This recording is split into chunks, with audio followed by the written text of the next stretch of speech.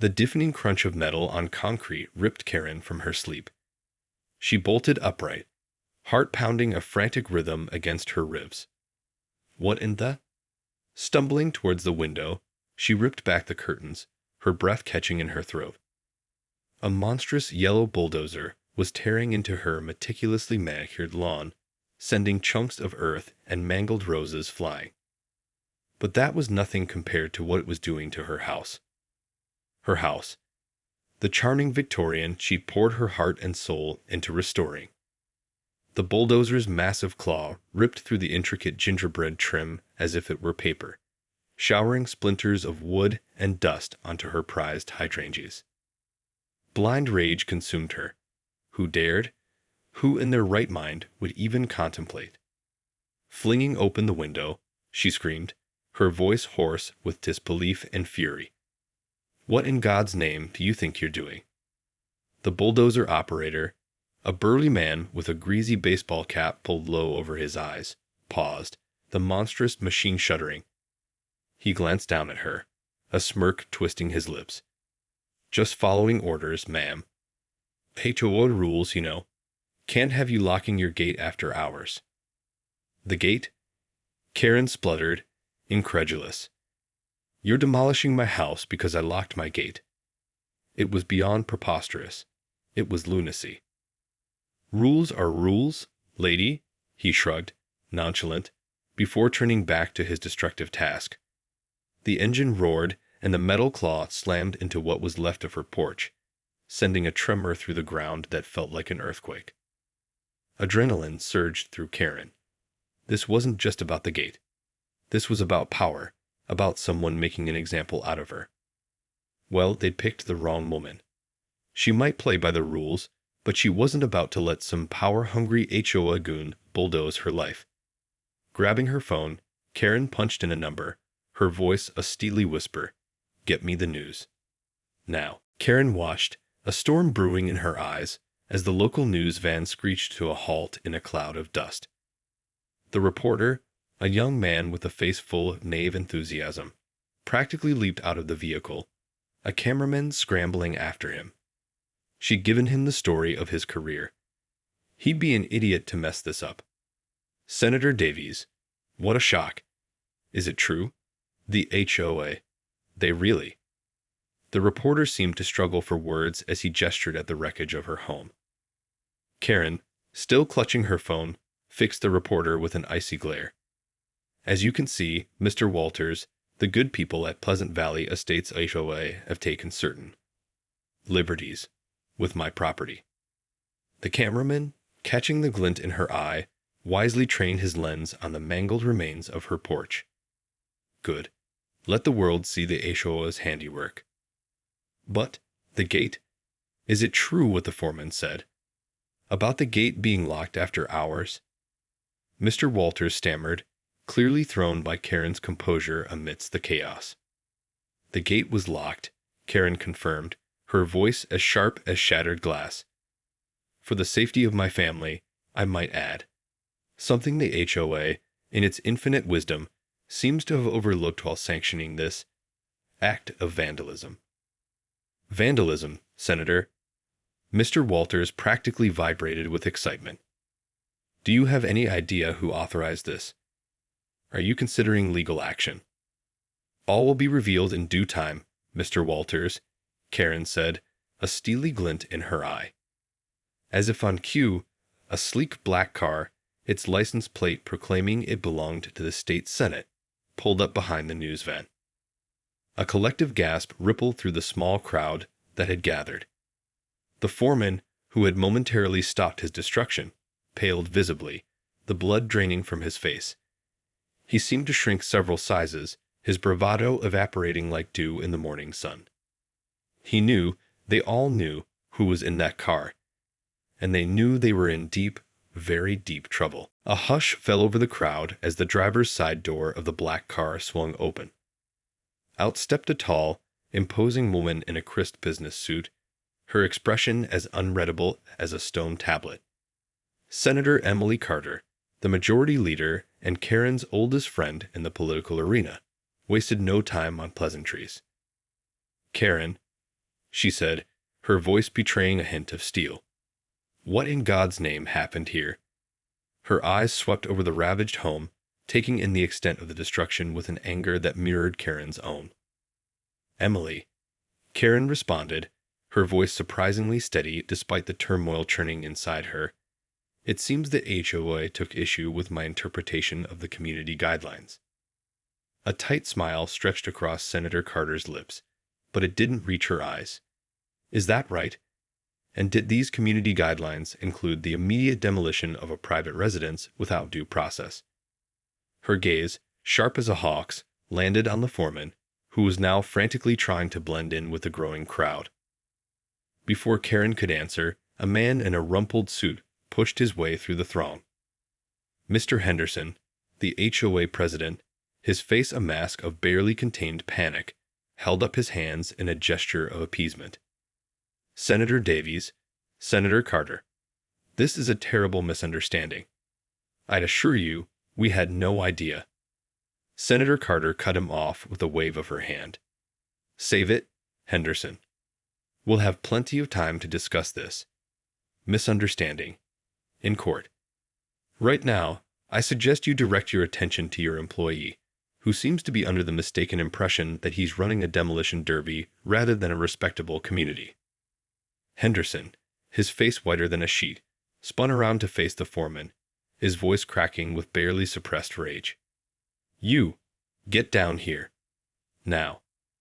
The foreman, his bravado completely gone, scrambled down from the bulldozer's cabin, his face ashen. He looked like a child caught with his hand in the cookie jar, only instead of cookies, it was a house. A senator's house. Karen watched the spectacle unfold, a flicker of grim satisfaction battling with the outrage still simmering within her. The game had changed. The HOA had picked a fight they couldn't win, and she was about to make sure they knew it. The air crackled with tension as Mr. Henderson, his voice a mixture of panic and false authority, berated the hapless foreman. Every word was a desperate attempt to shift the blame, to extricate himself from the abyss opening at his feet. Senator Carter, arms crossed, watched the display with a mixture of amusement and contempt. She leaned close to Karen, her voice low but sharp. Off the record, what are we thinking here? Criminal charges? Public humiliation? Karen, though outwardly calm, felt a surge of vindictive satisfaction. Oh, Emily, you wound me. Public humiliation for destroying my home. How pedestrian. She glanced at the reporter, Mr. Walters, who was filming the exchange with an eagerness that bordered on the unprofessional. No, I think we need to send a message. Something a little more permanent. Senator Carter raised a perfectly sculpted eyebrow. Permanent? Do tell. Before Karen could elaborate, a commotion erupted at the edge of the crowd. A group of residents, faces contorted with a mixture of anger and fear, pushed their way forward, brandishing HOA rulebooks and copies of their exorbitant quarterly bills. This is outrageous. One woman shrieked, waving a fistful of papers. They tried to fine us for having our garbage cans out 5 minutes early. 5 minutes. Another resident, a burly man with a handlebar mustache that seemed to quiver with indignation, joined the chorus. They threatened to foreclose on Mrs. Peabody for planting petunias instead of pansies. Petunias. Can you believe it? A wave of similar complaints, a litany of HOA injustices both real and perceived, washed over them. Karen listened intently, a slow smile spreading across her face. This was bigger than her now. This was about power, about the abuse of it, about the insidious creep of petty tyranny. And she, Karen Davies, state senator and champion of the underdog, was going to make it right. Turning back to Senator Carter, she whispered, "Change of plans. I have a better idea." A hush fell over the assembled crowd as Karen stepped forward. The anger and fear in their eyes were palpable, but beneath those emotions, she sensed a glimmer of hope. They had come seeking answers, seeking justice, and she, Karen Davies, was going to give it to them. Raising her hand to quiet the murmuring, she addressed the crowd. "My friends, Neighbors, I understand your anger, your fear. I feel it too. What happened here today, what this HOA has done in the name of community standards, is nothing short of an outrage. A wave of agreement rippled through the crowd. Mr. Henderson, his face now a ghastly shade of gray, seemed to shrink further into himself. His attempts at interrupting met with a chorus of boos and hisses. Karen continued, her voice rising with righteous anger. But I'm not here to just point fingers. I'm here to offer a solution. This isn't just about my house, or Mrs. Peabody's petunias, or anyone's garbage cans. This is about taking back our community, our lives, from those who would seek to control us through fear and intimidation. She paused, letting the weight of her words sink in. Tomorrow morning, I'm calling for an emergency session of the State Senate. On the agenda, HOA reform. We're going to rewrite the laws that have allowed these organizations to run rampant, to bully and intimidate homeowners. We're going to give you, the residents, the power to hold your HOAs accountable. A cheer erupted from the crowd, their earlier despair replaced by a surge of hope. Karen smiled. This was what she lived for. This was why she had entered public service. She continued, her voice ringing with conviction. This isn't just about Pleasant Valley Estates. This is about every homeowner in this state who has ever felt bullied by their HOA.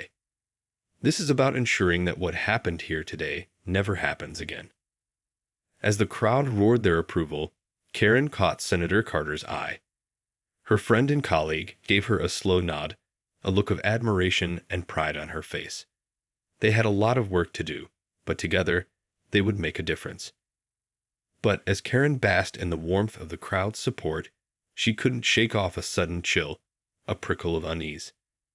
Turning, she noticed a man standing at the edge of the crowd, his face obscured by a baseball cap pulled low. He met her gaze for a fleeting moment, his eyes cold and calculating, before melting back into the throng. Who was he?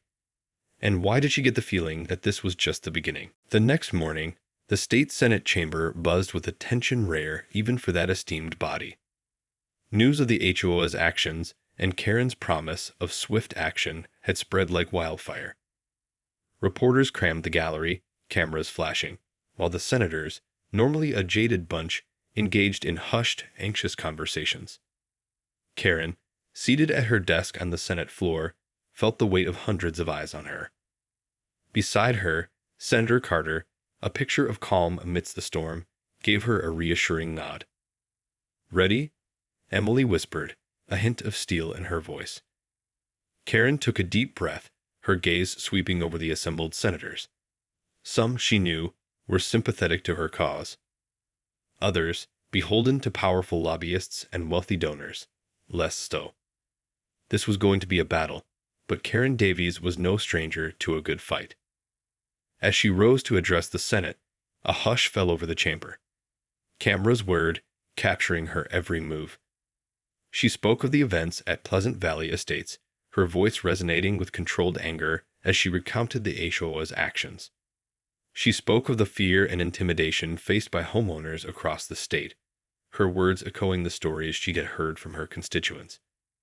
She laid out her proposal for HOA reform, her voice growing stronger with each point. Increased transparency, caps on fines, protection for homeowners' rights. The gallery erupted in applause, the sound echoing through the chamber, a stark contrast to the stunned silence of some of her colleagues. The opposition, caught off guard by the public outcry and the ferocity of Karen's advocacy, sputtered and stammered, their usual platitudes about property values and community standards ringing hollow. The debate raged for hours, a tempest of legal arguments, political maneuvering, and impassioned pleas. Karen, fueled by righteous anger and the unwavering support of Senator Carter and a growing number of their colleagues, refused to back down. As the day wore on, the tide began to turn. Senators, swayed by the outpouring of support for Karen and the undeniable evidence of HOA overreach, began to voice their support for reform. But just as victory seemed within reach, a note was passed to Karen. She unfolded it, her heart sinking as she read the message. It was from her neighbor, a single mother who had been threatened with foreclosure by the HOA for a minor landscaping violation. "They're at my door," the message read. "They're going to take my house." The man in the baseball cap. He was still out there, and he was just getting started. A wave of icy dread washed over Karen as the note crumpled in her hand. All this, the fight for reform, the hours of debate, it was all for nothing if she couldn't protect the very people she was fighting for. "Emily," she whispered, her voice tight with urgency, "I need to leave. Now." Senator Carter, sensing the change in Karen's demeanor, didn't hesitate. "What's going on?" "They're at her house," Karen said, pushing the note into Emily's hand. "The HOA. They're going to take her house." Emily scanned the note, her brow furrowed with concern. "We'll alert the authorities, delay the vote." "There's no time," Karen interrupted, already moving towards the chamber exit. "They'll be gone before anyone even picks up a phone." Ignoring the startled glances of her colleagues and the cacophony of questions from the press gallery, Karen hurried out of the chamber, Senator Carter on her heels. As they navigated the labyrinthine corridors of the Capitol building, Emily caught Karen's arm. "Karen, this is reckless. We need a plan." "There's only one plan," Karen said, her voice firm with resolve. "We stop them." They piled into Karen's car, the engine roaring to life like a caged animal. Karen sped through the streets, a trail of angry honks in her wake. The image of her neighbor's terrified face, the helplessness in her eyes, fueled her desperation. She wouldn't let another home be destroyed, another family torn apart. Arriving at Pleasant Valley Estates, they were met with a scene of chaos. A moving truck, its side emblazoned with the ominous words, "Pleasant Valley Estates Relocation Services," was backed up to her neighbor's curb. Men in matching uniforms, their faces hardened and devoid of empathy, were hauling furniture and boxes out of the house, dumping them unceremoniously onto the lawn.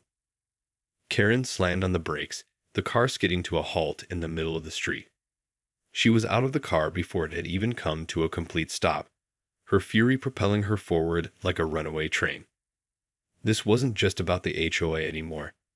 This was personal. "Stop this instant!" Karen's voice, amplified by a lifetime of political speeches, cut through the air like a whip. The workers, startled by her sudden arrival, paused, their eyes shifting nervously between Karen and their supervisor, a burly man with a clipboard and a sneer etched on his face.